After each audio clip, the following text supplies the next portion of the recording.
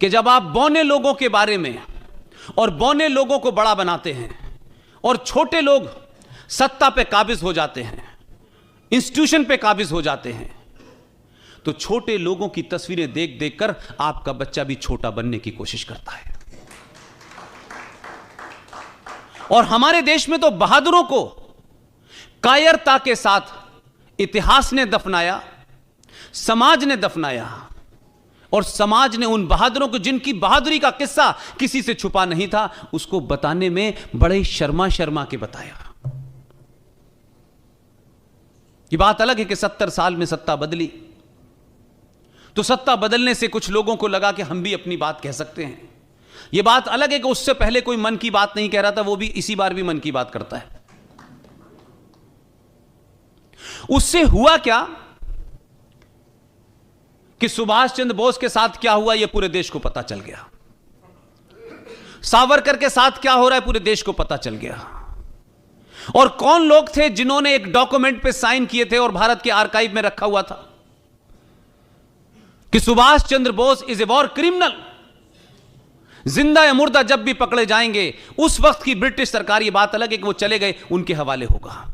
इस डॉक्यूमेंट को इस देश में किसने छुपाया और किस मकसद से छुपाया, और कौन लोग थे जिन्होंने यह जघन्य अपराध किया?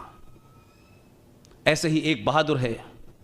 हमारी समस्या यह है कि जो हमारे दिलों का हीरो है वो किताब में नहीं है, और जो किताब में पढ़ाया जा रहा है वो हमारे दिलों में नहीं है।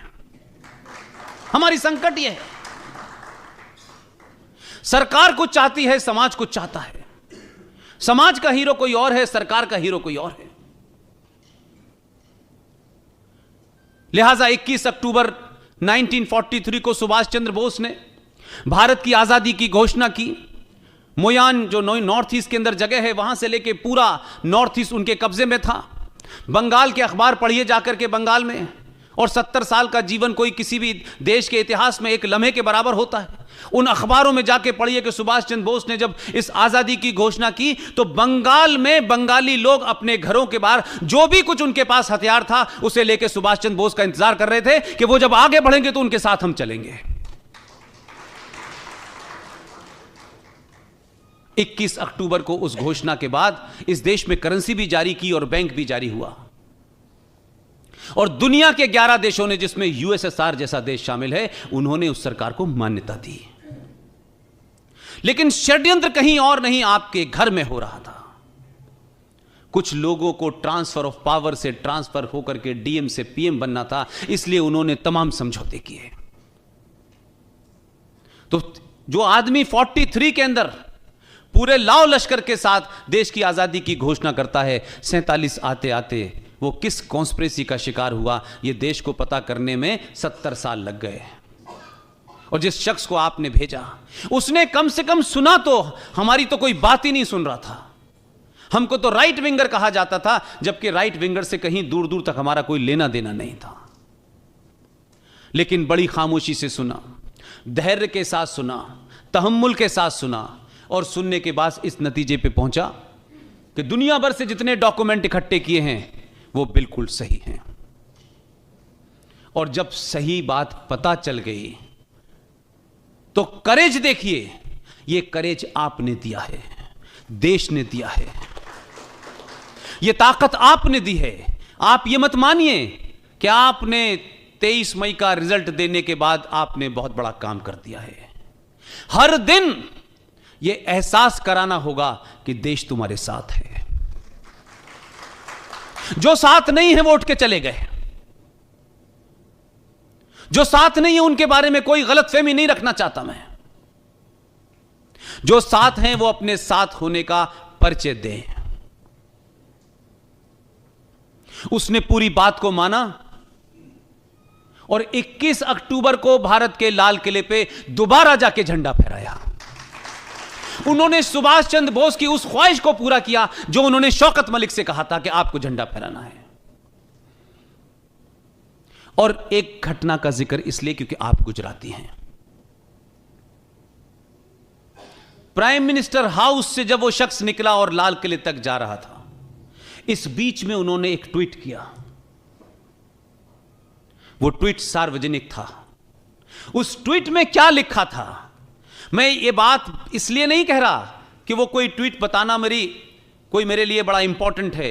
इंपॉर्टेंट ये है कि देश का प्रधानमंत्री 4 साल तक सत्ता पे बैठता है, सब कुछ होने के बाद जरा समझिए कि जो लोग इस देश में दुश्मन हैं उनकी ताकत कितनी गहरी है, उनकी जड़ें कितनी गहरी हैं। उन्होंने अपने ट्वीट में कहा कि मैं झंडा फहराने जा रहा हूं, लेकिन मुझे मालूम है लोग मेरे बाल नोच लेंगे।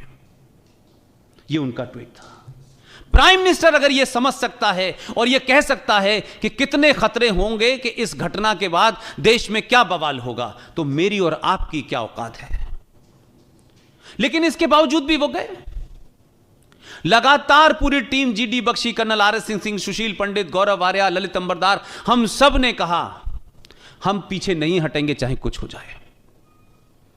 उसी दिन प्रधानमंत्री ने झंडा भी फहराया और देश के एक बड़े इतिहासकार को बुला के कहा कि मुझे 23 जनवरी, जिस दिन सुभाष चंद्र बोस का जन्मदिन होता है, मुझे इसी लाल किले के अंदर दुनिया का सबसे बेहतरीन सुभाष चंद्र बोस का म्यूजियम चाहिए। आप में से जितने लोग हैं और खासतौर से जो नई नई शादी करते हैं और शादी करने के बाद, मुझे अभी तक यह समझ नहीं आया भाई कि जब तक नहीं मालूम था तब तक तो ठीक था। शादी करने के बाद अच्छी खासी अपनी बीवी को लेकर के, जिसे आप चाहते हैं काफी साल जिंदा रहे, उसे सबसे पहले ले जाके ताजमहल में कब्र पे क्या दिखाते हैं आप कि तुम्हारी भी कब्र ऐसी बनाऊंगा। भाई मुझे बताइए, समझ में नहीं आया मुझे। जिस पूरे फ्रॉड नैरेटिव को क्रिएट किया कि ये मोहब्बत का ये निशानी है। अब ये मोहब्बत की निशानी कोई कब्र कैसे हो सकती है यार। और मुसलमान भी जाते हैं, गैर इस्लामिक काम है तब भी कर रहे हैं। अगर आपको अपने बच्चों को, आने वाली नस्लों को, जो हमसे और हमारे बुजुर्गों से गलती हुई है और उसको सुधारना है, तो इस वक्त देश के अंदर बहुत बड़े बड़े काम हो रहे हैं।